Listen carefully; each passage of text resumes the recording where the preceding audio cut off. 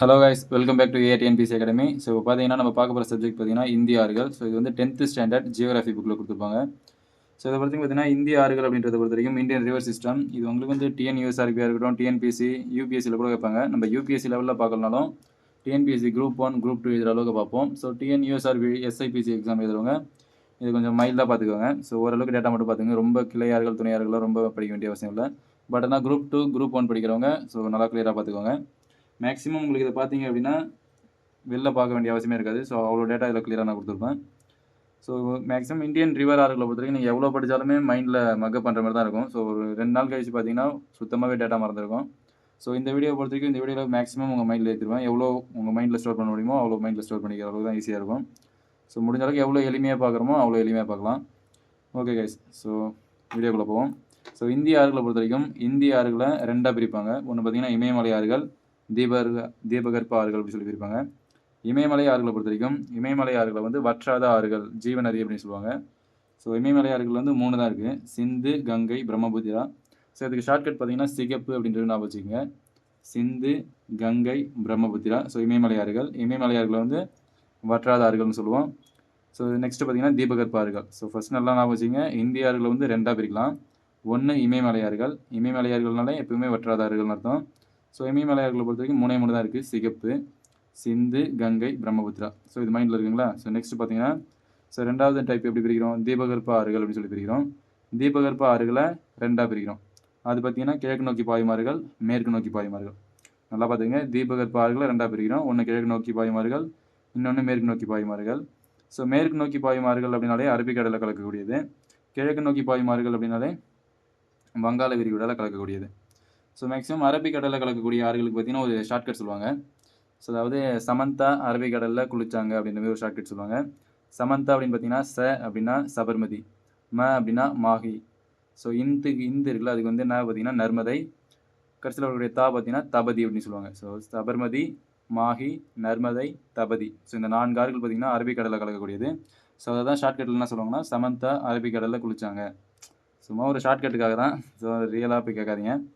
So மேற்கு நோக்கி பாயும் ஆறுகளை பொறுத்த வரைக்கும் அரபிக்கடலில் கலக்கக்கூடியது ஸோ நர்மதை, தபதி. ஸோ ஓகேங்களா? கிழக்கு நோக்கி பாயும் ஆறுகளை பொறுத்த வரைக்கும் வங்காள விரிகுடாவில் கலக்கக்கூடியது. ஸோ இது பார்த்தீங்கன்னா 4 ஆறுகள் தான் இருக்குது. ஸோ மகாநதி, கோதாவரி, கிருஷ்ணா, காவிரி. நமக்கு இன்னும் இருக்குது, பட் ஆனால் நமக்கு ஸ்கூல் புக் பேஸில் ஸ்கூல் புக் டேட்டாவில் கொடுத்துருக்கிறது பார்த்தீங்கன்னா இது மட்டும் தான் கொடுத்துருக்காங்க. ஸோ கிழக்கு நோக்கி பாயும் ஆறுகள்னாலே பே ஆஃப் பெங்கால், வங்காள விரிகுடாவில் கலக்கக்கூடியது. ஸோ மகாநதி, கோதாவரி, கிருஷ்ணா, காவேரி. ஸோ நம்ம ஃபஸ்ட்டு இப்போ ஓரலாக பார்த்துப்போம். ஸோ உள்ள டீட்டெயில்டாக நம்ம நெக்ஸ்ட் பேஜில் பார்ப்போம். ஸோ இதே வீடியோவில் மொத்தம் ஒரே வீடியோவை போட்டுடலாம். ஸோ இதிலே பார்த்துடலாம். ஸோ மகாநதி, கோதாவரி, கிருஷ்ணா, காவேரின்றது கிழக்கு நோக்கி பாயும் ஆறுகள். ஸோ தமிழ்நாட்டை பொறுத்த வரைக்கும் தமிழ்நாட்டில் பார்த்தீங்கன்னா ஒரு 5 முக்கியமான ஆறுகள் இருக்குது.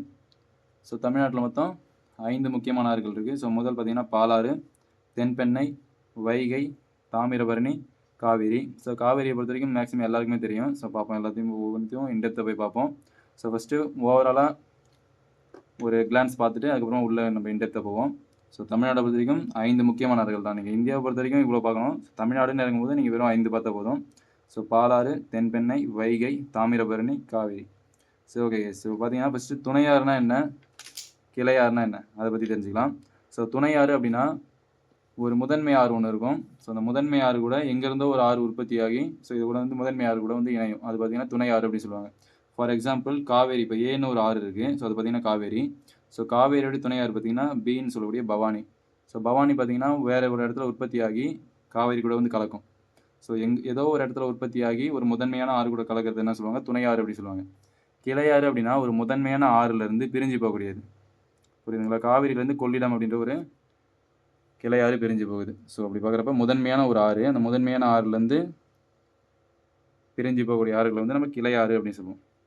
So okay guys. So next பார்த்தீங்கன்னா டெல்டானா என்ன, கழிமுகம்னா என்ன. ஸோ மேக்ஸிமம் உங்களுக்கு இதில் தான் கூற்றுகள், காரணங்கள், பொறுத்துகள் அப்படின்ற மாதிரி கொஸ்டின்ஸ் கேட்பாங்க. ஸோ அதனால் இதை பொறுத்த வரைக்கும் கிளியராக தெரிஞ்சு வச்சுக்கோங்க. ஸோ டெல்டானா என்ன, கழிமுகம்னா என்ன. ஸோ மேக்ஸிமம் நீங்கள் நியூஸில் கேட்டிருப்பீங்க. So Thanjai Kaveri delta, so Kaveri டெல்டாவில் தஞ்சாவூர் டெல்டா அப்படிலாம் சொல்லுவாங்க. ஸோ டெல்டா அப்படின்னு பார்த்தீங்கன்னா கிழக்கு நோக்கி பாயும் ஆறுகள் அனைத்தும் டெல்டாவை உருவாக்கும். ஸோ இது ஒரு ஸ்டேட்மெண்ட்டு, ஞாபகம் வச்சுக்கோங்க. கிழக்கு நோக்கி பாயும் ஆறுகள் அனைத்தும் டெல்டாவை உருவாக்கும். ஸோ கிழக்கு நோக்கி பாயும் ஆறுகளை பொறுத்த வரைக்கும் அது எங்கே போய் கலக்கும்? வங்காள விரிகுடா. ஸோ வங்காள விரிகுடாவில் கலக்கக்கூடிய ஆறுகள் அனைத்துமே டெல்டாவை உருவாக்கும்ன்றது ஞாபகம் வச்சுக்கோங்க. ஸோ கழிமுகம் பொறுத்த வரைக்கும் மேற்கு நோக்கி பாயும் ஆறுகள் அனைத்துமே கழிமுகத்தை உருவாக்கும். ஸோ அரபிக்கடலில் கலக்கக்கூடிய மேற்கு நோக்கி பாயும் ஆறுகள் அனைத்துமே கழிமுகத்தை உருவாக்கும். ஓகே, டெல்டாவை பொறுத்த வரைக்கும் கடலில் கலப்பதற்கு முன்பு பல்வேறு கிளைகளாக பிரியும்.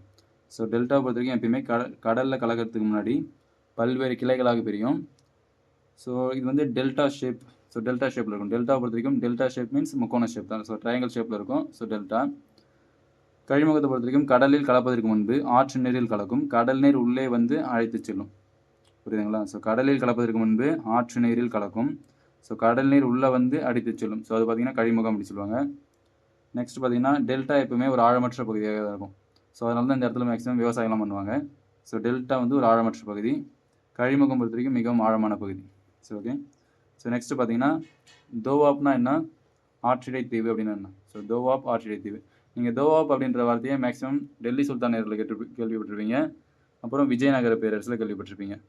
ஸோ நம்மளுடைய முரண்பாடுகளின் மொத்த உருவம் அப்படின்னு சொல்லி அழைக்கப்படக்கூடிய ஜீனா கான் அல்லது ஜானா கான் அப்படின்னு அழைக்கப்படக்கூடிய முகமது பின் துக்ளக் தான் பார்த்தீங்கன்னா தோவாப் வரி விதிக்குள்ளே பண்ணியிருப்பார். ஸோ அப்படி பார்க்குறப்ப தோவாப் அப்படின்னு என்னது? ஆற்றிடை தீவு அப்படின்னு என்னது? ஸோ தோவாப் அப்படின்னு பார்த்தீங்கன்னா 2 தோனாலே ஹிந்தியில் 2 அப்படின்னு அர்த்தம். ஸோ ஏக், தோ, தீன், சால், பாஞ்சுன்னு சொல்லுவாங்கள்ல. ஸோ பஞ்சாப் மீன்ஸ் 5 நதிகளுக்கு இடைப்பட்ட பகுதி தான் பஞ்சாப்னு சொல்லுவாங்க. ஸோ தோவாப் அப்படின்னா 2 நதிகளுக்கு இடைப்பட்ட பகுதி தோவாப் அப்படின்னு சொல்லுவாங்க. ஸோ ஏன்னு ஒரு ஆறு இருக்கும், பின்னு ஒரு ஆறு இருக்கும். 2 ஆறுகளுக்கு இடைப்பட்ட பகுதி வந்து தோவாப் அப்படின்னு சொல்லுவாங்க. ஸோ அதான் சொல்கிறாங்க 2 நதிகளுக்கு இடைப்பட்ட பகுதி தோவாப்னு சொல்லுவாங்க. ஆப் அப்படின்னா லேண்ட் பிட்வீன் த ரிவர்ஸ், அதாவது நதிகளுக்கு இடைப்பட்ட பகுதி வந்து ஆப் அப்படின்னு சொல்லுவாங்க. ஸோ ஆற்றிடை தீவு அப்படின்னு பொறுத்த வரைக்கும் ஸோ இதாவது 2 நதிகளுக்கு இடைப்பட்ட பகுதி. ஸோ அதாவது போகிறதுக்கும் வரதுக்கும் வழி இருக்கும். ஆனால் ஆற்றிடை தீவு பொறுத்த வரைக்கும் அது பேரில் இருக்குது பார்த்தீங்களா தீவு. ஸோ 4 பக்கமும் கடலால் சூழப்பட்டிருக்கும். ஸோ இங்கே தீவுன்னும் போது ஆற்றிடை தீவுன்னும் போது 4 பக்கமும் ஆறுகளால் சூழப்பட்டிருக்கும். சுற்றி ஆறுகளால் சூழப்பட்ட நிலப்பரப்பு வந்து ஆற்றிடை தீவு அப்படின்னு சொல்லுவாங்க. ஸோ ஆற்றிடை தீவுக்கு எடுத்துக்காட்டு பார்த்தீங்கன்னா ஸ்ரீரங்கம் ஆற்றிடை தீவு திருச்சியில் இருக்குது. ஸோ ஸ்ரீரங்கம் ஆற்றிடை தீவு பொறுத்த வரைக்கும் திருச்சியில் இருக்குது. இது வந்து ஆற்றிடை தீவுக்கு எடுத்துக்காட்டு. ஸோ வாங்க கைஸ் ஒரு ரிவிஷன் பார்த்துருவோம். இந்திய ஆறுகளை பொறுத்த வரைக்கும் 2ஆக பிரிக்கிறாங்க. ஒன்று இமயமலை ஆறுகள், இன்னொன்று தீபகற்ப ஆறுகள். இமயமலை ஆறுகளை பொறுத்த வரைக்கும் அது எப்பவுமே வற்றாத ஆறுகள்னு சொல்லுவாங்க. ஸோ இதுக்கு எடுத்துக்காட்டு பார்த்தீங்கன்னா சிகப்பு, சிந்து, கங்கை, பிரம்மபுத்திரா 3மே இமயமலை ஆறுகள். தீபகற்ப ஆறுகளை பொறுத்த வரைக்கும் 2ஆக பிரிக்கலாம். ஒன்று கிழக்கு நோக்கி பாயும் ஆறுகள், மேற்கு நோக்கி பாயும் ஆறுகள். கிழக்கு நோக்கி பாயும் ஆறுகளை பொறுத்த வரைக்கும் மகாநதி, கோதாவரி, கிருஷ்ணா, காவேரி. ஸோ கிழக்கு நோக்கி பாயும் ஆறுகள் எங்கே கலக்கும்? பே ஆஃப் பெங்காலில் கலக்கும். ஸோ அதாவது வங்காள விரிகுடாவில் கலக்கும். ஸோ மேற்கு நோக்கி பாயும் ஆறுகளை பொறுத்த வரைக்கும் நர்மதை, தபதி. இது எங்கே கலக்கும்னு பார்த்தீங்கன்னா அரேபியன் சீயில் கலக்கும். ஸோ அரேபியன் சீயில் கலக்கும். ஸோ தமிழ்நாட்டை பொறுத்த வரைக்கும் தமிழ்நாட்டில் 5 முக்கியமான ஆறுகள் இருக்குது. ஒன்று பாலாறு, தென்பெண்ணை, வைகை, தாமிரபரணி, காவிரி. ஓகே. ஸோ துணையாறுனா பார்த்துருக்கீங்க, கிளையாறுனா பார்த்துக்கோங்க. ஸோ டெல்டா கழிமுகம். ஸோ டெல்டானாலே கிழக்கு நோக்கி பாயும் ஆறுகள் அனைத்துமே டெல்டாவை உருவாக்கும். மேற்கு நோக்கி பாயும் ஆறுகள் அனைத்துமே கழிமுகத்தை உருவாக்கும். ஸோ நெக்ஸ்ட் பார்த்தீங்கன்னா தோவாப் ஆற்றிடை தீவு. ஸோ 2 நதிகளுக்கு இடைப்பட்ட பகுதி தோவாப்னு சொல்லுவாங்க. சுற்றி ஆறுகளால் சூழப்பட்ட நிலப்பரப்புக்கு ஆற்றிடை தீவு அப்படின்னு சொல்லுவாங்க. ஸோ ஆற்றிடை தீவுக்கு எடுத்துக்காட்டு பார்த்தீங்கன்னா ஸ்ரீரங்கம் ஆற்றிடை தீவு திருச்சி. ஓகே கேஸ், இப்போ ஒவ்வொரு ஆறு மற்றும் அதோடைய பிறப்பிடம், நீளம், துணையாறு என்ன, கிளையாறு என்ன, சிறப்பு பெயர், பிற தகவல்கள் பற்றி பார்ப்போம். ஸோ ஃபஸ்ட்டு பார்ப்போம் இமயமலை ஆறுகளை பொறுத்த வரைக்கும் சிகப்புன்னு சொல்லியிருக்கேன். சிந்து, கங்கை, பிரம்மபுத்திரா. ஸோ அதை பற்றி ஃபஸ்ட்டு பார்ப்போம். ஸோ சிந்து பொறுத்த வரைக்கும் ஸோ ஆரோட நேம் பார்த்தீங்கன்னா சிந்து. அது பிறப்பிடம் பார்த்தீங்கன்னா கைலாஷ் மான்சரோவர். ஸோ மான்சரோவர்னு சொல்லுவாங்க, இல்லை மானசரோவர் அப்படின்னு சொல்லுவாங்க. ஸோ திபத்தில் உற்பத்தி ஆகுது. ஸோ அதோட நீளம் பார்த்தீங்கன்னா டோட்டல் லென்த் பார்த்தீங்கன்னா 2850 கிலோமீட்டர். ஸோ சிந்து நதியோடைய டோட்டல் லென்த் பார்த்தீங்கன்னா 2850 கிலோமீட்டர். ஆனால் அது இந்தியாவில் வெறும் 709 கிலோமீட்டர் தான் பாயுது. ஸோ இந்தியாவில் வெறும் 709 கிலோமீட்டர் தான் பாயுது. சிந்து நதியோட துணையாறுகள்னு பார்க்கும்போது சிந்து நதிக்கு மொத்தம் 5 துணையாறுகள் இருக்குது. ஸோ அதில் சினாப், ஜீலம், ராவி, பியாஸ், சட்லஜ். ஸோ சிந்து நதியோட துணையாறுகள்லேயே மிகவும் பெரியது எதுன்னு பார்த்தீங்கன்னா சினாப். நம்ம பார்த்துருப்போம் துணையாறுனா எங்கேயோ உற்பத்தியாகி முதன்மை ஆறு கூட ஜாயிண்ட் ஆகிறதுன்னு சொல்லுவாங்க, துணையாறுன்னு சொல்லுவாங்க. ஸோ சிந்து நதிக்கு மொத்தம் 5 துணையாறுகள். அது இருக்கிறதுலே மிகப்பெரிய துணையாறு எதுன்னு பார்த்தீங்கன்னா சினாப். சினாப் தான் பார்த்தீங்கன்னா பெரியது. இது என்ன பார்த்தீங்கன்னா சீனான்ற மாதிரி. ஸோ சீனா பெருஞ்சுவர் சொல்லுவாங்கள்ல, சீன பெருஞ்சுவர் தான் இருக்கிறதுலே மிகப்பெரிய சுவர்னு சொல்லுவாங்கள்ல. ஸோ அதேமாரி சினாப், சீனா அப்படின்ற மாதிரி நான் வச்சுக்கோங்க. ஸோ சிந்து நதியோடைய மிகப்பெரிய துணையாறு எது? சினாப். அதேமாரி சிந்து நதியோடைய இன்னொரு துணையாறு பார்த்தீங்கன்னா ஜீலம். ஸோ ஜீலம் எங்கே இருக்குன்னு பார்த்தீங்கன்னா ஸ்ரீநகரில் இருக்குது. ஸ்ரீநகரில் தான் பார்த்தீங்கன்னா ஊழல் ஏரி இருக்குது. ஸோ ஊழல் ஏரியை பற்றி கேள்விப்பட்டிருப்பீங்க. ஸோ ஊழல் ஏரியை பற்றி தெரிஞ்சவங்க கமெண்ட் பண்ணுங்கள். ஸோ நெக்ஸ்ட்டு பார்த்தீங்கன்னா ராவி. ராவியை பொறுத்த வரைக்கும் சிந்து நதியோட இன்னொரு துணையாறு ராவி. ஸோ இன்னொன்று பார்த்தீங்கன்னா பியாஸ். பியாஸ் பார்த்தீங்கன்னா ஃபுல்லி இந்தியாவிலே பாயக்கூடிய ஒரு துணையாறு எதுன்னு கேட்பாங்க. சிந்து நதியோட துணையாறுகள்லேயே ஃபுல்லி இந்தியாவிலே பாயக்கூடிய ஒரு துணையாறு தான் பார்த்தீங்கன்னா பியாஸ். ஸோ இன்னொன்று பார்த்தீங்கன்னா சட்லஜ்லாம் பார்த்தீங்கன்னா பக்ரானங்கல் அணை கட்டிருப்பாங்க. ஸோ பக்ரானங்கல் அணை பொறுத்தவரைக்கும் உலகின் மிகப்பெரிய புவியீர்ப்பு அணை அப்படி சொல்லுவாங்க. இல்லை அப்படின்னா உலகின் மிகப்பெரிய அணைனாலும் பக்ரானங்கல் அணை தான். ஸோ சட்லஜில் கட்டியிருப்பாங்க. நெக்ஸ்ட் பார்த்தீங்கன்னா சிந்து நதிக்கு கிளையாறு பார்த்தீங்கன்னா கிடையாது. சிந்து நதிக்கு கிளையாறு கிடையாது. சிந்து நதியோட சிறப்பு பெயர்னு பார்க்கும்போது சிங்கி கம்பன் அப்படின்னு சொல்லுவாங்க. சிந்து நதி எங்கே உற்பத்தி ஆகுதுன்னா கைலாஷில் மான்சரோவர் அப்படின்ற இடத்துல திபத்தில் உற்பத்தி ஆகுது. அந்த திபத்தில் உற்பத்தி ஆகும்போது சிந்துவோடைய சிறப்பு பெயர் பார்த்தீங்கன்னா சிங்கி கம்பன் அப்படி சொல்லி அழைப்பாங்க. சிந்து சிங்கி. ஸோ அப்படி ஞாபகம் வச்சுக்கலாம். சிந்து நதி திபத்தில் உற்பத்தி ஆகிற இடத்துல அதோடைய பேர் பார்த்தீங்கன்னா சிங்கி கம்பன் அப்படி சொல்லுவாங்க. சிங்கி கம்பன் அப்படின்னா சிங்கத்தின் வாய். சிங்கி சிங்கம் அப்படின்ற மாதிரி. ஸோ சிங்கி கம்பன் அப்படின்னா சிங்கத்தின் வாய் அப்படின்னு அர்த்தம். ஸோ சிந்து நதியை பொறுத்த வரைக்கும் பிற தகவல் பார்த்தீங்கன்னா சில்லார். ஸோ பாகிஸ்தானில் என்ட்ரி ஆகிற இடத்துல பார்த்தீங்கன்னா சில்லார் அப்படின்ற இடத்துல தான் சிந்து நதி பாகிஸ்தான் உள்ள என்ட்ரி ஆகுது. ஸோ 1960 சிந்து நதிநீர் ஒப்பந்தம் இந்தியாவுக்கும் பாகிஸ்தானுக்கும் இடையில போடப்பட்டது. ஸோ இப்போ கூட பார்த்துருப்பீங்க, இந்தியா பாகிஸ்தான் வாரப்போ இந்த 1960 போடப்பட்ட சிந்து நதிநீர் ஒப்பந்தம் தான் கேன்சல் பண்ணியிருப்பாங்க. திரும்ப இன்னும் அதை நம்ம மேட்ச் பண்ணல. ஸோ கேன்சல்லே தான் இருக்குது. ஸோ சிந்து நதிநீர் ஒப்பந்தம் 1960 ஸோ இந்தியா வர்சஸ் பாகிஸ்தானுக்கு இடையே போடப்பட்டது. ஸோ இதை பொறுத்த வரைக்கும் பார்த்தீங்கன்னா ஒரு நதி வந்து எந்த நாட்டில் உற்பத்தி ஆகுதுன்றது விஷயம் கிடையாது. அது எந்த நாட்டில் அதிக அளவு பாயுது அப்படின்றத பொறுத்து, அந்த எந்த நாட்டில் அதிக அளவு பாயுதோ அந்த நாட்டுக்கு தான் அந்த நதி மேலே உரிமை இருக்குது அப்படின்றது தான் இந்த சிந்து நதி நீர் ஒப்பந்தம். ஸோ அப்படி பார்க்குறப்ப சிந்து நதி பார்த்திங்கன்னா இந்தியாவில் வெறும் 20% தான் பாயுது, பாகிஸ்தானில் 80% பாயுது. ஸோ அதனால் சிந்து நதி நீர் ஒப்பந்தத்தின்படி சிந்து நதி மேலே அதிக உரிமை வந்து பாகிஸ்தானுக்கு தான் இருக்குது. ஸோ அப்படின்னு சொல்லக்கூடியது தான் சிந்து நதி நீர் ஒப்பந்தம் 1960. ஸோ நெக்ஸ்ட் பார்த்தீங்கன்னா கங்கை நதி. கங்கை நதியை பொறுத்த வரைக்கும் கங்கை நதி எங்கே உற்பத்தி ஆகுது அப்படின்னு பார்த்தீங்கன்னா உத்தரகாண்டில் கங்கோத்ரி அப்படின்ற இடத்துல உற்பத்தி ஆகுது. ஸோ அந்த இடத்துல உற்பத்தி ஆகிற இடத்துல கங்கை நதியோட பேர் பார்த்தீங்கன்னா பாகிரதி அப்படின்னு சொல்லி அழைப்பாங்க. நல்லா பார்த்துக்கோங்க. கங்கை நதி உத்தரகாண்டில் கங்கோத்ரி அப்படின்ற இடத்துல பாகிரதி அப்படின்னு சொல்லக்கூடிய நேமில் உற்பத்தி ஆகுது. ஸோ உற்பத்தியாகி இங்கே தேவ் பிரயாக் அப்படின்ற இடத்துல வந்து வரும்போது அலக்நந்தா ஆறு அப்படின்னு சொல்லக்கூடிய ஒரு துணை ஆறு வந்து கங்கை நதியோட ஜாயிண்ட் ஆகுது. நல்லா பார்த்துங்க. தேவ் பிரயாக் அப்படின்ற இடத்துல அலக்நந்தா அப்படின்ற ஒரு ஆறு ஜாயிண்ட் ஆகும்போது தான் கங்கை நதின்னு சொல்லி அழைக்கப்படுது. அதுக்கு முன்னாடி வரைக்கும் பாகிரதி அப்படின்னு தான் சொல்லி அழைக்கப்படும். தேவ் பிரயாக் அப்படின்ற இடத்துல தான் கங்கை நதின்னு சொல்லி பேர் மாற்றப்படுது. காரணம் அலக்நந்தா ரிவர் வந்து ஜாயிண்ட் ஆகுது. ஸோ தேவ் பிரயாக்ன்ற இடத்துல கங்கை நதின்ற பேரில் பாய தொடங்குது. கங்கை நதியோட நீளத்தை பொறுத்த வரைக்கும் பார்த்தீங்கன்னா 25 கிலோமீட்டர். கங்கை நதி தான் நம்மளுடைய தேசிய நதியாக 2008 வந்து நம்ம அங்கீகரிச்சிருப்போம். ஸோ கங்கை நதியோட நீளம் 25 கிலோமீட்டர். ஸோ கங்கை நதியோட துணையாறுகள்னு பார்க்கும்போது 6 துணையாறுகள் இருக்குது. ஸோ முதல்ல பார்த்தீங்கன்னா கோமதி, கோசி, காக்ரா, கண்டாக், யமுனை, சோன். யமுனையை பொறுத்த வரைக்கும் ஒன்று சொல்லுவாங்க, யாரோடும் சேராது யமுனா அப்படின்ற மாதிரி சொல்லுவாங்க. ஸோ அதாவது யமுனையை பொறுத்த வரைக்கும் எந்த கடலையுமே போய் கலக்காது. ஸோ அதுதான் சொல்லுவாங்க யாரோடும் சேராது யமுனா அப்படின்றது ஒரு ஷார்ட்கட் சொல்லுவாங்க. ஸோ கங்கை நதியோட துணையாறுகள்னு பார்க்குறப்ப கோமதி, கோசி, காக்ரா, கண்டாக், யமுனை, சோன். இந்த யமுனை பொறுத்த வரைக்கும் 1370 கிலோமீட்டர் நீளம் கொண்டது. ஸோ இருக்கிறதுலே பெரிய துணையாறு எதுன்னு பார்த்தீங்கன்னா யமுனை தான். ஸோ அலகாபாத்தில் பிரயாக்ராஜ் கங்கையுடன் யமுனை இணைக்கிறது புரியுதுங்களா. ஸோ அலகாபாத்துடைய பேர் வந்து ரீசெண்டாக பிரயாக்ராஜ்னு சொல்லி மாற்றிருப்பாங்க. ஸோ இதை ஞாபகம் வச்சுக்கோங்க. ஸோ அதான் குப்தர்கள் காலத்தில் சமுத்திரகுப்தருடைய கல்வெட்டு பார்த்தீங்கன்னா அலகாபாத் கல்வெட்டுன்னு சொல்லுவாங்க. அதை இப்போ ரீசெண்டாக பிரயாக்ராஜ் கல்வெட்டு கூட பெயர் மாற்றம் செஞ்சுருப்பாங்க. ஸோ அதுதான் அலகாபாத்தோட பேர் வந்து பிரயாக்ராஜ்னு அழைக்கப்படுது. ஸோ அந்த இடத்துல தான் யமுனை வந்து கங்கையுடன் இணைகிறது. யமுனை தான் இருக்கிறதுலே மிகப்பெரிய துணையாறு எதுன்னு சொல்லி கேட்டாங்கன்னா யமுனை தான். 1370 கிலோமீட்டர் நீளம் கொண்டது. ஸோ கங்கையோடைய கிளையாறுகள் அப்படின்னு பார்க்குறப்ப ஹூக்லி எங்கே இருக்குன்னு பார்த்தீங்கன்னா கொல்கத்தாவில் இருக்குது. ஸோ இந்த ஹூக்லியில் தான் பார்த்தீங்கன்னா ஹவுரா பிரிட்ஜ் கட்டியிருப்பாங்க. ஸோ கங்கையோடைய கிளையாறு எதுன்னு பார்த்தீங்கன்னா ஹூக்லி. இங்கே பார்த்தீங்கன்னா சணல் உற்பத்தி ரொம்பவும் ஃபேமஸாக இருக்கும். ஸோ நீங்கள் ஜியோகிராஃபியில் படிக்கிறப்ப படிப்பீங்க. ஸோ கங்கையோட கிளையாறு ஹூக்லி வந்து கொல்கத்தாவில் இருக்குது. ஸோ அதில் தான் ஹவுரா பிரிட்ஜ் கட்டியிருக்காங்க. கங்கையுடைய சிறப்பு பெயர்னு பார்க்கும்போது ஸோ புனித நதி அப்படின்னு சொல்லி அழைப்பாங்க. ஸோ இந்தியாவின் மிகவும் நீளமான நதி. ஸோ இந்தியாவின் நீளமான நதி கங்கை நதி. இந்தியாவின் பெரிய நதியுமே கேட்டாங்கன்னா கங்கை நதி தான் சொல்லணும். ஸோ அதே உலகின் நீளமான நதினா எதுன்னு சொல்லுவீங்க? உலகின் நீளமான நதி வந்து நைல் நதி. அதுவே உலகின் பெரிய நதி எதுன்னு கேட்டாங்கன்னா அமேசான் நதி. அதுவே இந்தியாவின் நீளமானதுனாலும் சரி தான் பெரிய நதினாலும் நம்ம கங்கை தான் சொல்லுவோம். உலகின் நீளமான நதி நைல் நதி. ஸோ நைல் நதியை பொறுத்த வரைக்கும் எகிப்தின் நன்கொடை நைல்னு சொல்லுவாங்க, இல்லை நைல் நதியின் நன்கொடை எகிப்தின்னு சொல்லுவாங்க. ஸோ அதேமாதிரி உலகின் பெரிய நதி எதுன்னு கேட்டாங்கன்னா அமேசான் நதி.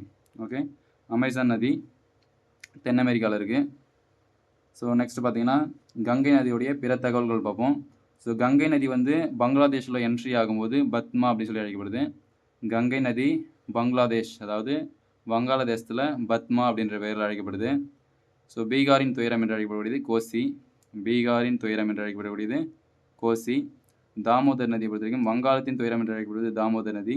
ஸோ ஹூக்ளியோட துணையாறு தான் தாமோதர் நதி. நம்ம ஹூக்ளி பார்த்தோமா இல்லையா? கங்கை நதிக்கு ஒரே ஒரு கிளையாறு தான் இருக்குது, அதுதான் ஹூக்ளி. ஹூக்ளியோட துணையாறு தான் பார்த்தீங்கன்னா தாமோதர் நதி. தாமோதர் நதி தான் பார்த்தீங்கன்னா வங்காளத்தின் துயரம் அப்படின்னு சொல்லி அழைப்பாங்க. ஸோ வங்காளத்தின் துயரம் தாமோதர் நதி, பீகாரின் துயரம் கோசி. இது ஆல்ரெடி நீங்கள் ஏகப்பட்ட எக்ஸாம்பிள் ப்ரீவியஸ் இயர் கொஷின்லாம் கேள்விப்பட்டிருப்பாங்க. பீகாரின் துயரம் கோசின்னு கேள்விப்பட்டிருப்பீங்க. ஸோ வங்காளத்தின் துயரம் தாமோதர் நதி. ஓகேங்களா? ஸோ அதேமாதிரி அசாமின் துயரம் பார்த்தீங்கன்னா பிரம்மபுத்திரா. நல்லா பார்த்துங்க, அசாமின் துயரம் பிரம்மபுத்திரா. ஸோ அதை நான் வச்சுக்கோங்க. ஸோ நெக்ஸ்ட்டு பார்த்தீங்கன்னா பிரம்மபுத்திரா பற்றி பார்ப்போம். ஸோ இமயமலையாறுகளை பொறுத்த வரைக்கும் கடைசி யார் பார்த்தீங்கன்னா பிரம்மபுத்திரா தான். பிரம்மபுத்திராவை பொறுத்த வரைக்கும் அது எங்கே உற்பத்தி ஆகுது, அதோட பிறப்பிடம் பார்த்தீங்கன்னா செமாயுங் டாங் அப்படின்னு சொல்லுவாங்க. ஸோ செமாயுங் டாங், ஸோ திபெத்தில் இருக்கக்கூடிய செமாயுங் டாங் அப்படின்றது தான் பிரம்மபுத்திரா உற்பத்தி ஆகுது. பிரம்மபுத்திராவுடைய டோட்டல் லென்த்து பார்த்தீங்கன்னா 2900 கிலோமீட்டர். ஆனால் அது இந்தியாவில் வெறும் 900 கிலோமீட்டர் தான் பாயுது. ஸோ பிரம்மபுத்திராவோட டோட்டல் லென்த்து 2900 கிலோமீட்டர், அது இந்தியாவில் வெறும் 900 கிலோமீட்டர் தான் பாயுது. ஸோ இந்த லென்த்தெல்லாம் பொறுத்த வரைக்கும் பார்த்தீங்கன்னா இந்த எஸ்ஐ எக்ஸாமுக்கு படிக்கிறவங்க அவ்வளோ இந்த இவ்வளோ லென்த்தில் ஞாபகம் வச்சுக்கணும் அவசியம் இல்லை. ஸோ கங்கைக்கு ஞாபகம் வச்சுக்கோங்க. ஸோ சிந்து நதி இந்தியாவுக்குள்ளே எவ்வளோ பாயுதுன்றது ஞாபகம் வச்சுக்கோங்க. மற்றபடி ஃபுல் டேட்டா வந்து எஸ்ஐ படிக்கிறவங்க அவ்வளோ படிக்கணும்னு அவசியம் கிடையாது. ஸோ அதில் கிளையாறுகள் துணையாறுகள் பொறுத்த வரைக்கும் ஒரு சில அதுக்கு படித்து வச்சுக்கோங்க. எல்லாத்தையும் படிச்சிங்கன்னா உங்களுக்கு கன்ஃபியூஷன் தான் வரும். ஸோ ஓகே பார்ப்போம். பிரம்மபுத்திராவுடைய துணையாறு பொறுத்த வரைக்கும் பார்த்தீங்கன்னா 4 துணையாறுகள் இருக்குது. திஸ்டா, மானஸ், சுபன்ஸ்டி, பராக். இந்த மானஸ் கேள்விப்பட்டிருங்க. ஸோ மனாஸ் உயிர்கோள காப்பகம் அசாமில் இருக்குன்னு சொல்லி கேள்விப்பட்டிருப்பீங்க. இங்கே தான் ஒற்றை கொம்பு காண்டாமிருகங்களுக்கான உயிர்கோள காப்பகம் இருக்குது. ஸோ பிரம்மபுத்திராவுடைய துணையாறுகள் 4. ஒன்று பார்த்தீங்கன்னா திஸ்டா, மானஸ், மானஸ்னு சொல்லுவாங்க, இல்லை மனாஸ்னு சொல்லுவாங்க. ஸோ சுபன்ஸ்டி, பராக். அதுமாதிரி பிரம்மபுத்திராவுக்கு கிளையாறுகள்னு கேட்டிங்கன்னா கிடையவே கிடையாது. ஸோ கிளையாறுகள் கிடையாது பிரம்மபுத்திராவுக்கு. அதுமாதிரி சிந்துக்கும் கிளையாறுகள் கிடையாது. கங்கைக்கு ஒன்றே ஒன்று தான் ஹூக்ளி. ஸோ பிரம்மபுத்திராவுடைய சிறப்பு பெயர்கள்னு பார்க்கும்போது திபெத்தில் உற்பத்தியாக சொன்னோம் இல்லையா? திபெத்தில் உற்பத்தி ஆகும்போது அதோடைய பேர் பார்த்தீங்கன்னா தசாங்போ. நம்ம சிந்துக்கு பார்த்துருப்போம். சிந்து நதி வந்து திபெத்தில் உற்பத்தி ஆகிற இடத்துல சிங்கி கம்பன்னு சொல்லி அழைக்கப்படுது. அதேமாதிரி பிரம்மபுத்திரா வந்து திபெத்தில் உற்பத்தி ஆகிற இடத்துல தசாங்போ. தசாங்போ அப்படின்னா பியூரிஃபையர் அப்படின்னு அர்த்தம். ஸோ பிரம்மபுத்திரா வந்து திபெத்தில் உற்பத்தி ஆகிற இடத்துல தசாங்போ, தசாங்போன்னு அழைக்கப்படுது. தசாங்போ அப்படின்னா பியூரிஃபையர் அப்படின்னு அர்த்தம். ஸோ நெக்ஸ்ட் பார்த்தீங்கன்னா அருணாச்சல பிரதேசில் என்ட்ரி ஆகும்போது, ஸோ பிரம்மபுத்திரா வந்து இந்தியாவுக்குள்ளே அருணாச்சல பிரதேசம் வழியாக தான் என்ட்ரி ஆகுது. என்ட்ரி ஆகிறப்ப அது எப்படி அழைக்கப்படுதுன்னா திகாங் சியாங் அப்படின்னு அழைக்கப்படுது. இல்லைனா திகாங் திபங்னு கூட சொல்லுவாங்க. ஸோ திகாங் திபங்னு சொல்லுவாங்க, இல்லைனா திகாங் சியாங் அப்படின்னு கூட சொல்லுவாங்க. ஸோ அருணாச்சல பிரதேசம் வழியாக தான் என்ட்ரி ஆகுது இந்தியாவுக்குள்ளே. ஸோ அசாமின் துயரம் பிரம்மபுத்திரா சொல்லியிருக்கேன் ஆல்ரெடி. ஸோ பங்களாதேஷில் வந்து ஜமுனான்னு சொல்லி அழைக்கப்படுது. ஸோ பிரம்மபுத்திரா வந்து அருணாச்சல பிரதேசம் வழியாக என்ட்ரி ஆகும்போது திகாங் அல்லது சியாங் அப்படின்னு சொல்லி அழைக்கப்படுது. அது அசாமில் என்ட்ரி ஆகும்போது தான் பிரம்மபுத்திரா அப்படின்ற பேரில் என்ட்ரி ஆகுது. ஓகேங்களா? அசாமில் என்ட்ரி ஆகும்போது பிரம்மபுத்திரான்ற பேரில் என்ட்ரி ஆகுது. பங்களாதேஷுக்குள்ளே ஜமுனா அப்படின்ற பேரில் பாயுது. ஸோ நம்ம பார்த்துருப்போம் ஆல்ரெடி. கங்கை பொறுத்த வரைக்கும் கங்கை வந்து பங்களாதேஷுக்குள்ளே பத்மா அப்படின்னு சொல்லி அழைக்கப்படுது. பிரம்மபுத்திரா வந்து பங்களாதேஷ்குள்ளே ஜமுனா அப்படின்னு சொல்லி அழைக்கப்படுது. ஸோ ஞாபகம் வச்சுக்கோங்க. ஸோ இது எப்படி வச்சுக்கோங்கன்னா பிஜப்பூர் சுல்தான் கேள்விப்படுறீங்களா? ஸோ பிஜப்பூர், ஸோ பிஜ, அப்போ பீனா பிரம்மபுத்திரா, ஜன ஜமுனா அப்படின்னு வச்சுக்கோங்க. ஸோ ஓகே, நெக்ஸ்ட் பார்த்தீங்கன்னா ஸோ பிரம்மபுத்திரா ஆற்றை பொறுத்த வரைக்கும் மஜுலி ஆற்றடி தீவு உருவாக்குது. ஸோ அதாவது உலகின் மிகப்பெரிய ஆற்றடி தீவு எதுன்னு கேட்டாங்கன்னா மஜுலி ஆற்றடி தீவு. ஸோ ஞாபகம் வச்சுக்கோங்க, உலகின் மிகப்பெரிய ஆற்றடி தீவு மஜுலி ஆற்றடி தீவு அசாமில் இருக்குது. ஸோ உலகின் மிகப்பெரிய ஆற்றடி தீவு மஜுலி ஆற்றடி தீவு அசாமில் இருக்குது. இது உருவாக்கக்கூடியது இது பிரம்மபுத்திரா நதி. ஸோ ஞாபகம் வச்சுக்கோங்க. ஸோ நெக்ஸ்ட் பார்த்தீங்கன்னா ஸோ எக்ஸ்ட்ரா டேட்டாஸ் பார்ப்போம். எக்ஸ்ட்ரா டேட்டாஸ் பொறுத்த வரைக்கும் ஸோ ஆல்ரெடி பார்த்தது தான். உலகின் மிகப்பெரிய டெல்டா கங்கை பிரம்மபுத்திரா டெல்டா. நல்லா பார்த்துக்கோங்க, உலகின் மிகப்பெரிய டெல்டா கங்கை பிரம்மபுத்திரா டெல்டா. உலகின் மிகப்பெரிய சதுப்பு நில காடு சுந்தரவன காடு. ஸோ சுந்தர்பன் ஃபாரஸ்ட்னு சொல்லுவாங்க. மேற்கு வங்காளத்தில் இருக்குது. ஸோ மேற்கு வங்காளம் மற்றும் பங்களாதேஷ் இணைச்ச மாதிரி இருக்கும். ஸோ அதுதான் பார்த்தீங்கன்னா உலகின் மிகப்பெரிய சதுப்பு நில காடு சுந்தரவன காடுகள். இங்கே தான் ராயல் பெங்கால் டைகர்ஸ்லாம் இருக்கும். ஸோ உலகின் மிகப்பெரிய டெல்டா கங்கை பிரம்மபுத்திரா டெல்டா. இதுதான் வந்து ஒரு ஓவரலான மேப்பு. ஸோ இந்த மேப் பொறுத்த வரைக்கும் பார்த்தீங்கன்னா ஸோ இந்த மேப்புக்கு வெளில இருக்கிறது வந்து இந்தியா. ஸோ இந்த மேப் வந்து பங்களாதேஷ். ஸோ ஓகேங்களா, இந்த மேப் வந்து பங்களாதேஷ். ஸோ இதுக்கு வெளில இருக்கிறதுலாம் இந்தியா. ஸோ பொறுத்த வரைக்கும் இந்த மேப்புக்கு பங்களாதேஷுக்கு வெளில வந்து நம்ம கங்கைன்னு சொல்லி அழைக்கப்படுது. இந்த கங்கை வந்து பங்களாதேஷுக்குள்ளே என்ட்ரி ஆகும்போது பத்மான்ற பேரில் மாறிடுது. பிரம்மபுத்திரா வந்து இந்தியாவில் பிரம்மபுத்திரா அழைக்கப்படுது. ஸோ பங்களாதேஷுக்குள்ளே என்ட்ரி ஆனோடனே ஜமுனான்னு சொல்லி அழைக்கப்படுது. இந்த பங்களாதேஷ் உள்ள போனதுக்கப்புறமா இந்த பிரம்மபுத்திராவும் கங்கையும் இணைஞ்சு அந்த இடத்துல மேக்னா அல்லது மாக்னா அப்படின்ற பேரில் அழைக்கப்படும். ஸோ அதாவது இணையறதுக்கு முன்னாடி கங்கை வந்து பத்மானும் பிரம்மபுத்திரா வந்து ஜமுனான்னு இருக்கும். ரெண்டும் ஒரு இடத்துல இணைஞ்சதுக்கப்புறம் அது ஒரே ஆறாக மாறும். அந்த மாறும்போது அந்த ஆறுக்கு பேர் பார்த்தீங்கன்னா மேக்னா அல்லது மாக்னா அப்படின்னு சொல்லுவாங்க. ஸோ கங்கையும் பிரம்மபுத்திராவும் இணைஞ்சு மேக்னா அல்லது மாக்னா அப்படின்னு சொல்லி அழைக்கப்படும். ஸோ பங்களாதேஷில் ஸோ அங்கே போய் டெல்டா உருவாக்கும். ஸோ புரியுதுங்களா, அங்கே போய் ஒரு தனியாக ஒரு டெல்டா உருவாக்கும். ஸோ அதுதான் பார்த்தீங்கன்னா சுந்தர்பன் டெல்டான்னு சொல்லுவாங்க, சுந்தரவன காடுகள் அப்படின்னு சொல்லுவாங்க. ஸோ ஓகே, ஸோ நெக்ஸ்ட் பார்த்தீங்கன்னா நம்ம வந்து இப்போ பார்த்தீங்கன்னா இமயமலை ஆறுகள், ஸோ வற்றாத ஆறுகள் அப்படின்னு சொல்லக்கூடிய இமயமலை ஆறுகள் முடிச்சிட்டோம். இப்போ நம்ம பார்க்க போகிறது பார்த்தீங்கன்னா தீபகற்ப ஆறுகள். தீபகற்ப ஆறுகளில் பார்த்துருப்போம். ஸோ மேற்கு நோக்கி பாயும் ஆறுகள், கிழக்கு நோக்கி பாயும் ஆறுகள் பார்த்துருப்போம். இப்போ நம்ம பார்க்க போகிறது பார்த்தீங்கன்னா கிழக்கு நோக்கி பாயக்கூடிய ஆறுகள். ஸோ ஃபஸ்ட்டு பார்த்தீங்கன்னா மகாநதி. மகாநதியை பொறுத்த வரைக்கும் அதோடைய பிறப்பிடம் எங்கே இருக்குது? சிகா. ஸோ ராய்ப்பூரில் இருக்கக்கூடிய சிகா. ஸோ சத்தீஸ்கரோட கேபிட்டல் தான் பார்த்தீங்கன்னா ராய்ப்பூர். சத்தீஸ்கரோட கேபிட்டலான ராய்ப்பூரில் சிகா அப்படின்ற இடத்துல தான் மகாநதி உற்பத்தி ஆகுது. மகாநதியோட டோட்டல் லென்த்து பார்த்தீங்கன்னா 851 கிலோமீட்டர். ஸோ இதுக்கெல்லாம் மேக்ஸிமம் நீங்கள் லென்த்து பார்க்கணுன்னு அவசியம் இல்லை. ஸோ பட் ஓரளவு தெரிஞ்சு வச்சுக்கோங்க. பட் குரூப் 2 குரூப் 1 படிக்கிறவங்க கொஞ்சம் நல்லாவே மனப்பாடம் பண்ணி வச்சுக்கோங்க. ஸோ மகாநதியோட லென்த்து பார்த்தீங்கன்னா 851 கிலோமீட்டர். ஸோ மகாநதியோட துணை ஆறுகள்னு பார்க்கும்போது 3 இருக்குது. டெலன், நன், ஐபி. ஸோ மகாநதியோட துணை ஆறுகள்னது 3, டெலன், நன், ஐபி. ஸோ மகாநதியை பொறுத்த வரைக்கும் கிளையாறுகள் கிடையாது, சிறப்பு பெயரும் கிடையாது. ஸோ மகாநதியோடைய பிற தகவல்னு பார்க்கும்போது மகாநதி ஒடிசாவில் இருக்குது. அங்கே தான் பார்த்தீங்கன்னா ஹிராகுட் அணை கட்டியிருப்பாங்க. இது பார்த்தீங்கன்னா உலகின் மிகவும் நீளமான அணை புரியுதுங்களா. உலகின் மிகவும் நீளமான அணை எதுன்னு கேட்டாங்கன்னா ஹிராகுட் அணை. ஸோ மகாநதியின் குறுக்கே கட்டியிருப்பாங்க, ஒடிசாவில் இருக்குது. ஓகே, நெக்ஸ்ட் பார்த்தீங்கன்னா கோதாவரி. கோதாவரியை பொறுத்த வரைக்கும் கோதாவரி பார்த்தீங்கன்னா மகாராஷ்டிராவில் நாசிக்கில் திரியம்பர்க் அப்படின்ற இடத்துல உற்பத்தி ஆகுது. கோதாவரி நல்லா பார்த்துக்கோங்க. மகாராஷ்டிராவில் நாசிக்கில் திரியம்பர்க் அப்படின்ற இடத்துல உற்பத்தி ஆகுது கோதாவரி. கோதாவரியோட டோட்டல் லென்த் பார்த்தீங்கன்னா 1465 கிலோமீட்டர். கோதாவரியோட டோட்டல் லென்த் பார்த்தீங்கன்னா 1465 கிலோமீட்டர். ஸோ கோதாவரிக்கு மொத்தம் 7 துணையாறுகள் இருக்குது. கோதாவரிக்கு மொத்தம் 7 துணையாறுகள். பூர்ணா, இந்திராவதி, பென்கங்கா, வெயின்கங்கா, தால், சாலமி, மஞ்ச்ரா. நீங்கள் கங்கான்னு கங்கை ஞாபகம் வச்சுக்காதீங்க. ஸோ கோதாவரியோடைய, ஏன்னா கோதாவரிக்கு வந்து சிறப்பு பார்த்தீங்கன்னா விருத்த கங்கா ஸோ அப்படி சொல்லி அழைப்பாங்க. ஸோ கோதாவரியை பொறுத்த வரைக்கும் கோதாவரியுடைய துணையாறுகள் 7: பூர்ணா, இந்திராவதி, பென்கங்கா, வெயின்கங்கா, தால், சாலமி, மஞ்ச்ரா. ஸோ கோதாவரிக்கு மொத்தம் 2 கிளையாறுகள் இருக்குது, கௌதமி, வசிஷ்தா. ஸோ கோதாவரிக்கு மொத்தம் 2 கிளையாறுகள், கௌதமி, வசிஷ்தா. இப்போ தான் சொன்னால் கோதாவரியுடைய சிறப்பு பெயர் பார்த்தீங்கன்னா விருத்த கங்கா அப்படி சொல்லுவாங்க. கோதாவரியுடைய சிறப்பு பெயர் விருத்த கங்கா. கோதாவரியை பற்றின பிற தகவல்கள்னு பார்க்கும்போது தீபகற்ப ஆறுகளில் நீளமானது புரியுதுங்களா. ஸோ தீபகற்ப ஆறுகளில் நீளமானது எதுன்னு கேட்டாங்கன்னா கோதாவரி. ஸோ தென்னிந்திய ஆறுகளில் நீளமானது. ஸோ தீபகற்ப ஆறுகள்னு சொல்கிறோம்ல, அந்த தீபகற்ப ஆறுகள் பெனின்சுலா ரிவர்ஸை பொறுத்த வரைக்கும் தீபகற்ப ஆறுகள்னு கேட்பாங்க, இல்லை தென்னிந்திய ஆறுகள்னு கூட கேட்பாங்க புரியுதுங்களா. ஸோ அதனால் ஞாபகம் வச்சுக்கணும். தீபகற்ப ஆறுகளில் நீளமானதுன்னு கேட்டாலும் கோதாவரி தான், தென்னிந்திய ஆறுகளில் நீளமானதுன்னு கேட்டாலும் கோதாவரி தான். அதேமாதிரி கிழக்கு நோக்கி பாயும் ஆறுகளில் நீளமானது, கிழக்கு நோக்கி பாயும் ஆறுகளில் நீளமானதுன்னு கேட்டாலும் கோதாவரி தான். ஸோ ராஜமுந்திரி என்னும் இடத்தில் டெல்டாவை உருவாக்குகிறது ஆந்திராவில் புரியுதுங்களா. கோதாவரி வந்து ஆந்திராவில் ராஜமுந்திரி என்னும் இடத்தில் டெல்டாவை உருவாக்குகிறது. ஓகே, ஸோ நெக்ஸ்ட் பார்த்தீங்கன்னா கிருஷ்ணா. கிருஷ்ணாவை பொறுத்த வரைக்கும் கிருஷ்ணாவில் தான் பார்த்தீங்கன்னா நாகார்ஜுன சாகர் அணையெல்லாம் கட்டியிருப்பாங்க. ஸோ பார்ப்போம். கிருஷ்ணாவை பொறுத்த வரைக்கும் மகாராஷ்டிராவில் மகாபலேஸ்வர் அப்படின்ற இடத்துல உற்பத்தி ஆகுது புரியுதுங்களா. கிருஷ்ணா வந்து மகாராஷ்டிராவில் மகாபலேஸ்வர் அப்படின்ற இடத்துல உற்பத்தி ஆகுது. கிருஷ்ணாவோட டோட்டல் லென்த் பார்த்தீங்கன்னா 1400 கிலோமீட்டர். கிருஷ்ணாவோட டோட்டல் லென்த்து 1400 கிலோமீட்டர். இதுக்கு மொத்தம் 4 துணையாறுகள் இருக்குது. முதல் துணையாறு பார்த்தீங்கன்னா கொய்னா, செகண்ட் பீமா, மூசி, ஹைதராபாத்தில் வந்து மூசி, துங்கபத்ரா. ஸோ துங்கபத்ரா தெரியுங்களா உங்களுக்கு. ஸோ விஜயநகர பேரரசுடைய கேபிட்டல் எங்கே இருக்குது? துங்கபத்ராவில் ஹம்பி, இடர்பாடுகளின் நகரம்லாம் கேள்விப்பட்டிருப்பீங்க. ஸோ அந்த துங்கபத்ரா தான் இது. கிருஷ்ணாவுடைய துணையாறுகள் 4: கொய்னா, பீமா, மூசி, துங்கபத்ரா. ஸோ மூசி வந்து ஹைதராபாத்தில் இருக்குது. ஸோ கிருஷ்ணாவுக்கு கிளையாறுகள் வந்து கிடையாது, சிறப்பு பெயர்களும் கிடையாது. கிருஷ்ணாவை பற்றின பிற தகவல்கள் சொன்னோம் இல்லையா, நாகார்ஜுன சாகர் அணை ஆந்திராவில் இருக்குது அப்படின்னு சொல்லிட்டு. ஸோ இதெல்லாம் பார்த்தீங்கன்னா நீங்கள் 10th ஜியோகிராஃபிக்கில் படிப்பீங்க. ஸோ நாகார்ஜுன சாகர் அணை ஆந்திராவில் இருக்குது. ஓகேங்களா. ஸோ நெக்ஸ்ட் பார்ப்போம். ஓகே கைஸ், ஸோ இப்போ நெக்ஸ்ட் பார்த்தீங்கன்னா தமிழ்நாட்டில் பாயக்கூடிய ஆறுகள்னு பார்த்தோம் இல்லையா. தமிழ்நாட்டில் பாயக்கூடிய ஆறுகள் பார்க்குறதுல காவிரி ஒன்று வரும். ஸோ காவிரி பார்த்தீங்கன்னா கிழக்கு நோக்கி பாயும் காவிரி பார்த்தீங்கன்னா கிழக்கு நோக்கி பாயும் ஆறுகளையும் வரும். ஸோ தமிழ்நாட்டில் வரக்கூடிய ஆறுகளையும் வரும். ஸோ காவிரி பார்ப்போம். காவிரியை பொறுத்த வரைக்கும் காவிரி எங்கே உற்பத்தி ஆகுது? கர்நாடகாவில் குடகு மலையில் பிரம்மகிரி மலைத்தொடரில் தலைக்காவிரி அப்படின்ற இடத்துல உற்பத்தி ஆகுது.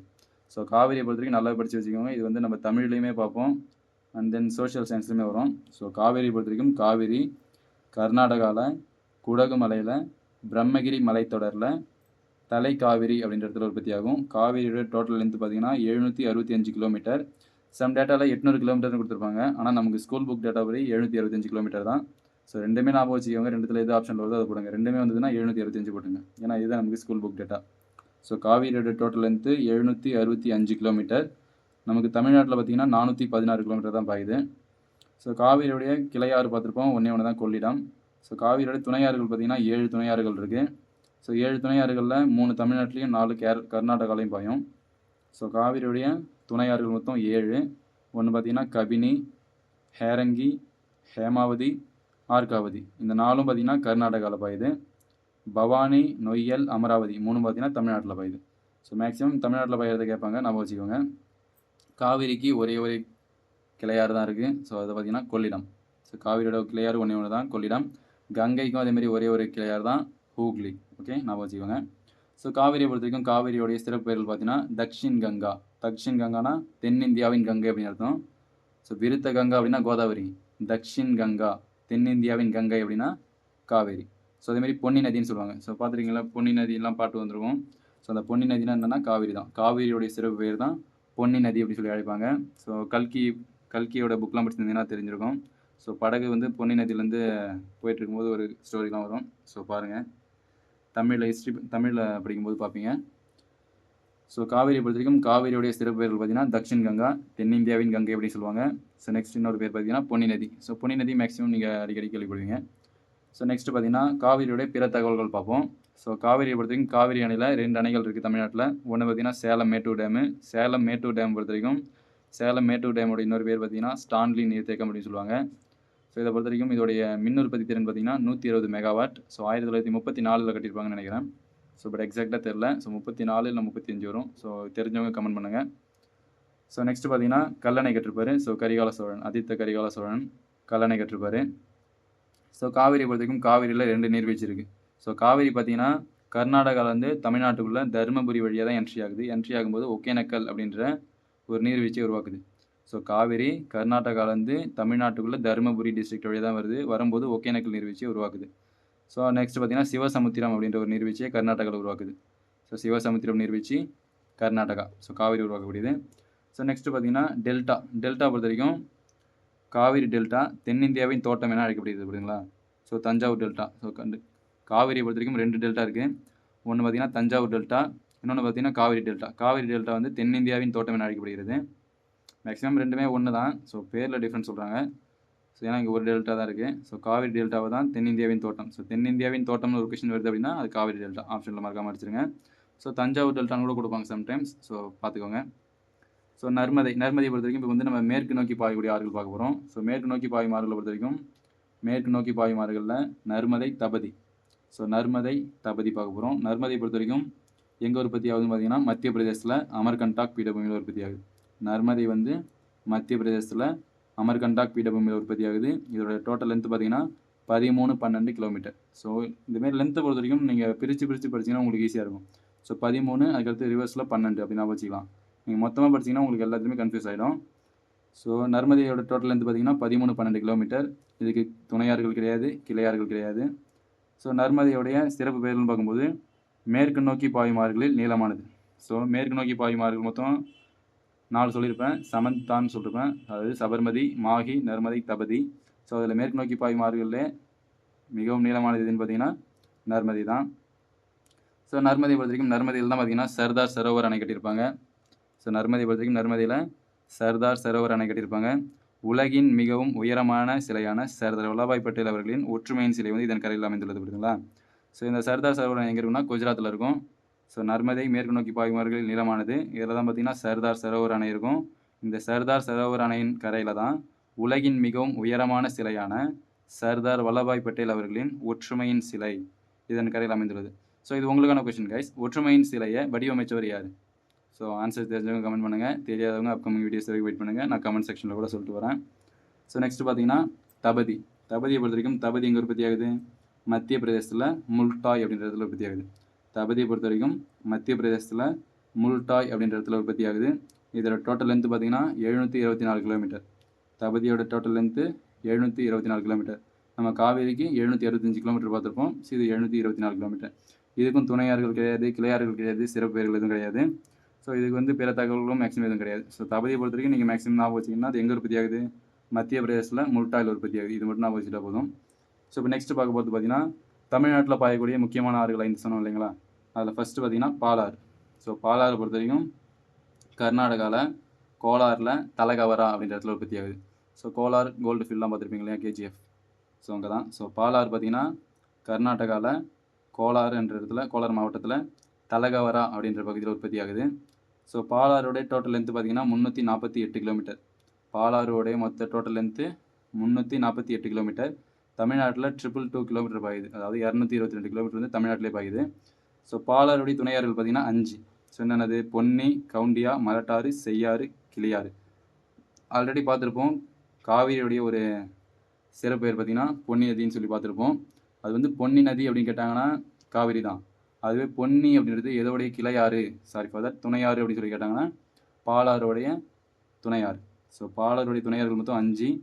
பொன்னி, கவுண்டியா, மலட்டாறு, செய்யாறு, கிளியாறு. ஓகேங்களா? ஸோ அதேமாதிரி பாலாறுக்கு பார்த்தீங்கன்னா கிளையாறு எதுவும் கிடையாது, சிறப்பு பெயர்கள் எதுவும் கிடையாது. இதோடைய பிற தகவல்கள்னு பார்க்கும்போது கூவத்தூர் என்னும் பகுதியில் கடலில் சேர்கிறது. காஞ்சிபுரம் புரியுதுங்களா? பாலாறு எங்கே வந்து கடலில் சேர்கிறதுன்னு கேட்டாங்கன்னா காஞ்சிபுரத்தில் இருக்கக்கூடிய கூவத்தூர் என்னும் பகுதியில் கடலில் சேர்கிறதுன்னு சொல்லி சொல்லணும். ஓகேங்களா? ஸோ நெக்ஸ்ட் பார்த்தீங்கன்னா தென்பெண்ணை. தென்பெண்ணை பொறுத்த வரைக்கும் தென்பெண்ணைன்னு சொல்லலாம், இல்லை தென் பொருணை அப்படின்னு கூட சொல்லலாம். தென்பெண்ணை பொறுத்த வரைக்கும் தென்பெண்ணைனாலும் ரைட்டு தான், தென் பொருணை அப்படின்னாலும் ரைட்டு தான், 2 பேர் சொல்லுவாங்க. ஸோ தென்பெண்ணை எங்கே உற்பத்தி ஆகுது? அதுவும் கர்நாடகாவில் நந்திதுர்கம் அப்படின்ற இடத்துல உற்பத்தி ஆகுது. தென்பெண்ணை வந்து கர்நாடகாவில் நந்திதுர்கம் அப்படின்ற இடத்துல உற்பத்தி ஆகுது. டோட்டல் லென்த்து பார்த்தீங்கன்னா 247 கிலோமீட்டர். ஸோ தென்பெண்ணையோட டோட்டல் லென்த்து 247 கிலோமீட்டர். தென்பெண்ணையோட துணை ஆறுகள் அப்படின்னு பார்க்குறப்ப 3 இருக்குது.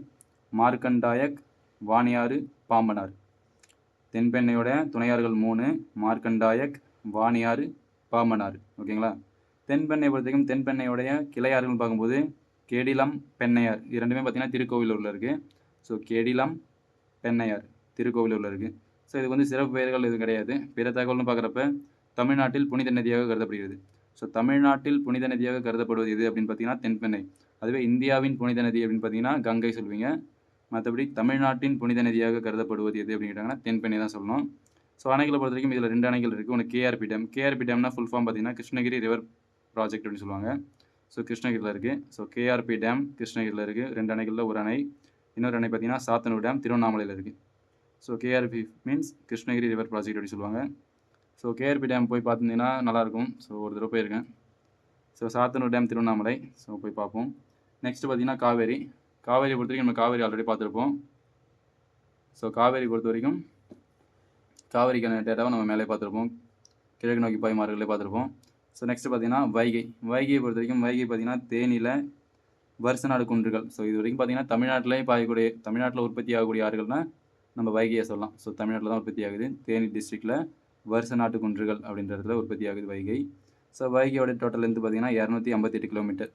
ஸோ வைகையோட டோட்டல் லென்த்து 258 கிலோமீட்டர். இதுக்கு வந்து துணையாறுகள் கிடையாது, கிளையாறுகள் கிடையாது, சிறப்பேறுகள் எதுவும் கிடையாது. ஸோ பிற தகவல்னு பார்க்கும்போது பாக்நீர் சந்தியில் கடலில் கலக்கிறது. ஸோ வைகை பார்த்தீங்கன்னா பாக்நீர் சந்தியில் கடலில் கலக்கிறது ராமநாதபுரத்தில். ஸோ வைகையை பொறுத்த வரைக்கும் இன்னொரு டேட்டா பார்த்தீங்கன்னா தேனி, திண்டுக்கல், மதுரை, சிவகங்கை, ராமநாதபுரம் வழியாக பாய்கிறது. வைகை பார்த்தீங்கன்னா பாக்நீர் சந்தியில் கடலில் கலக்கிறது ராமநாதபுரத்தில். தேனி, திண்டுக்கல், மதுரை, சிவகங்கை, ராமநாதபுரம் வழியாக பாய்கிறது. ஸோ ஓகேங்களா? இந்த 5 டிஸ்ட்ரிக்டை கவர் பண்ணுது. நெக்ஸ்ட்டு பார்த்தீங்கன்னா ஃபேமஸ் ஆனது தாமிரபரணி. ஸோ தாமிரபரணியை பொறுத்த வரைக்கும் திருநெல்வேலி டிஸ்ட்ரிக்டில் தான் இருக்குது. ஸோ தாமிரபரணியை பொறுத்த வரைக்கும் தாமிரம் ப்ளஸ் வருணி அதை சேர்த்து தான் தாமிரபரணின்னு சொல்லுவாங்க. தாமிரம்னா காப்பர், குப்ரம் அப்படின்னு சொல்லுவாங்க. வருணி அப்படின்னா சிற்றோடைகள். ஸோ தாமிரம் கூட்டல் வருணி தான் தாமிரபரணி அப்படி சொல்லுவாங்க. தாமிரபரணியை பொறுத்த வரைக்கும் அகத்தியமலை என்கிற பொதிகைமலை. ஸோ பொதிகைமலை என்கிற அகத்தியமலையில் தான் உற்பத்தி ஆகுது. இதோட டோட்டல் லென்த் பார்த்தீங்கன்னா 1, 2, 3. So 123 kilometre. தாமிரபரணியை பொறுத்த வரைக்கும் இதோடைய துணையாறுகள் பார்த்தீங்கன்னா 4 இருக்குது. ஒன்று பார்த்தீங்கன்னா கரையாறு, மணிமுத்தாறு, பச்சையாறு, சேர்வலாறு. ஸோ தாமிரபரணிக்கு துணையாறுகள் 4 இருக்குது. கரையாறு, மணிமுத்தாறு, பச்சையாறு, சேர்வலாறு. ஸோ தாமிரபரணிக்கு பார்த்தீங்கன்னா கிளையாறுகள் எதுவும் கிடையாது. சிறப்பு பெயர்கள் பார்த்தீங்கன்னா பொருணை நதி. நல்லா பார்த்துங்க, தென்பொருணை அப்படின்னா தென்பெண்ணை தான் தென்பொருணைன்னுவாங்க. மற்றபடி பொருணை நதி அப்படின்றது தாமிரபரணியுடைய சிறப்பெயர். பொருணை நதி வற்றாத ஜீவநதி. ஸோ வற்றாத ஜீவநதினா தாமிரபரணி தான். தன்பொருணைனாலும் தாமிரபரணி தான். ஸோ இதை பொறுத்த வரைக்கும் தமிழ்நாட்டின் வற்றாத ஜீவநதியாகும். தாமிரபரணி தான் பார்த்தீங்கன்னா தமிழ்நாட்டின் வற்றாத ஜீவநதியாகும். ஸோ இது வந்து எந்த காலத்துலையுமே இட் மீன்ஸ் எந்த ஒரு கிளைமேட்லையுமே வற்றாது. ஸோ எனி டைம் உற்பத்தி ஆகிட்டே இருக்கும். ஸோ நெக்ஸ்ட் பார்த்தீங்கன்னா திருநெல்வேலி தூத்துக்குடி வழியாக பாய்கிறது. ஸோ திருநெல்வேலி தூத்துக்குடி வழியாக பாய்கிறது. ஸோ நெக்ஸ்ட் பார்த்தீங்கன்னா அவ்வளோதான் கைஸ். ஸோ இதுதான் டோட்டல் இந்தியாவுடைய ரிவர் சிஸ்டம். ஸோ மேக்ஸிமம் பார்த்தீங்கன்னா இவ்வளோ தான் டேட்டா. இதை தவிர்த்து நீங்கள் பார்க்க வேண்டியது பார்த்தீங்கன்னா மகாநதியும் சபர்மதியும் பார்க்க வேண்டியது இருக்கும். ஸோ அது வந்து நம்ம நெக்ஸ்ட் வீடியோவில் போடுவோம். ஸோ மேக்ஸிமம் அது கேட்க மாட்டாங்க. ஸோ கேட்டாலும் நம்ம அது டேட்டாவும் கவர் பண்ணுவோம். சரி ஓகே. ஸோ இதை பொறுத்த வரைக்கும் இவ்வளோ தான். மகாநதி பார்த்துட்டு நம்ம சபர்மதி தான் பார்க்கல, ரைட்டுங்களா? சபர்மதி தான் பார்க்கல. ஸோ மகாநதி நம்ம ஆல்ரெடி கவர் பண்ணிட்டோம். சபர்மதி மட்டும் தான் பார்க்கணும். So okay. சபர்மதி பற்றி நம்ம நெக்ஸ்ட் வீடியோ ஒரு ஷார்ட்ஸில் போடுறேன். ஏன்னா சபர்மதி பற்றி மேக்ஸிமம் டேட்டா கிடையாது. ஸோ சபர்மதி பற்றி என்ன டேட்டா இருக்கும் அப்படின்னு பார்த்தீங்கன்னா அரபிக்கடலில் கலக்கக்கூடியது. ஸோ மேற்கு நோக்கி பாயக்கூடிய ஆறுகளில் ஒன்று சபர்மதி, அவ்வளோதான். மற்றபடி அதை பற்றி பார்க்குற அளவுக்கு தனியாக எதுவும் கிடையாது அதில். So okay guys. ஸோ இவ்வளோ தான். ஸோ இந்த ரிவர் சிஸ்டம் பொறுத்த வரைக்கும் இந்த வீடியோ கிளாஸ் பிடிச்சிருந்துச்சு அப்படின்னா லைக் பண்ணுங்கள். ஸோ மறக்காமல் நம்ம சேனலை சப்ஸ்கிரைப் பண்ணுங்கள். யாரும் சப்ஸ்கிரைப் பண்ண மாட்டீங்க. ஸோ லைக்கும் பண்ண மாட்டீங்க. ஸோ முடிஞ்ச ஆன்சருக்கு அது கமெண்ட் பண்ணுங்கள். So thank you case. இந்த மாதிரி வீடியோஸ் பண்ணோம் அப்படின்னா ஸோ கமெண்ட் பண்ணுங்கள். அதுக்கேற்ற மாதிரி நான் வீடியோஸ் போடுறேன். So okay guys, thank you.